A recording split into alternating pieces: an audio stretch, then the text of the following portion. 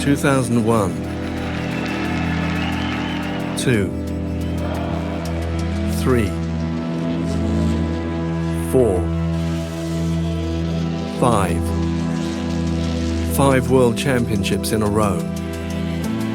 3 with Honda, then the move to Yamaha and 2 more. Proving that the rider, not the bike, makes the difference.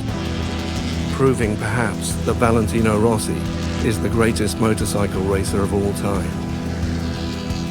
But then, 2006, machine problems, human errors, and injuries.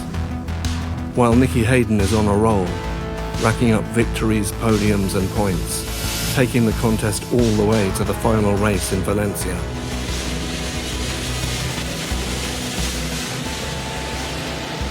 Holding his nerve to the end, the Kentucky kid seizes the crown as Rossi slips and falls.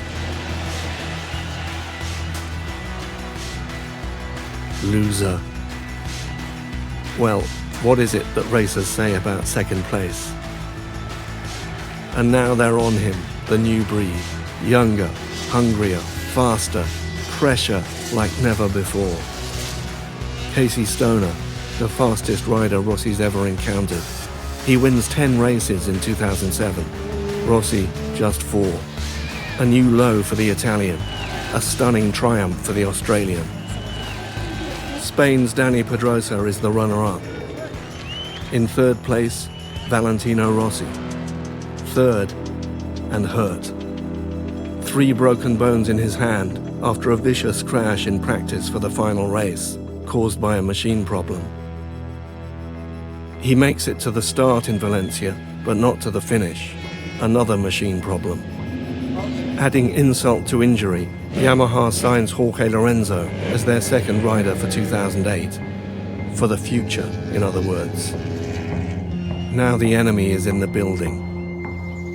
Lorenzo arrives in the Yamaha garage to find that Rossi's had a wall built down the middle of it to shut out his so-called teammate. But he can't build a wall on the track. Lorenzo takes pole at his first MotoGP race in Qatar. Easy. He's on the podium at the second race in Spain and wins the third in Portugal. Easy. And then he crashes. And crashes. And crashes.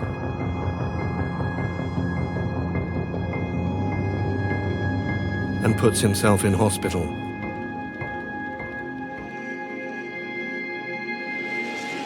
But Casey Stoner is still there. After some teething trouble with the 2008 Ducati, the reigning world champion is going faster than ever. A 3-win blitz in mid-season, blocking Rossi's title charge. Time to fight back. Laguna Seca. A duel in the California sun. As close to a fist fight as you can get on a motorcycle. Some of the passing manoeuvres were maybe a little bit too much and past the point of fair or aggressive. We make a lot of overtaking, quite aggressive, but we never touch each other. My style to race is try to never give up. Anyway, I enjoy the battle. Stoner and his team don't like it, but everybody else does. The Australian falters. 2 crashes at Brno and Misano. And worse, a wrist injury. Rossi is relentless. He wins 6 of the remaining 8 races. Stoner, 2. The Italian is king again, and making history. Only one rider, that other Italian god Giacomo Agostini, has ever recaptured the crown after losing it 2 years in a row.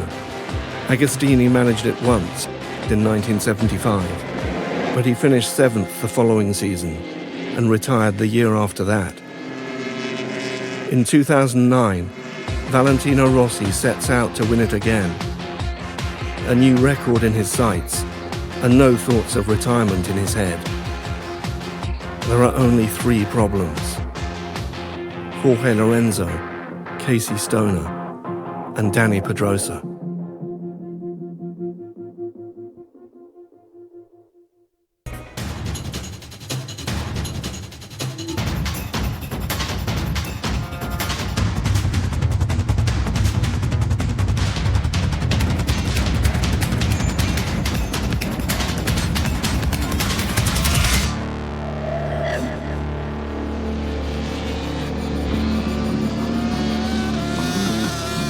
It's time to go racing, and Casey Stoner is ready. He had an operation to fix his wrist in November. He's on an all-new Ducati. He was fastest at the pre-season test in March. And now he's qualified half a second clear of Rossi. But he does have one worry. This year the fuel allowance for the race has been cut by 1 litre. Ducati are not totally sure that their bike will make the distance. Stoner makes a lightning start, then improvises economy mode. Beginning the race, I was trying to run more corner speed and keep the bike flowing in a higher gear so we didn't use so much fuel. With 10 laps to go, Stoner is 2 seconds ahead of Rossi. We know that Stoner is very fast from the beginning. For one part of the race I was able to go like him, but not for all the race distance. What Rossi doesn't know is that Stoner has been riding conservatively. With 7 laps to go and fuel enough in the tank, the Australian shows Rossi what he can do.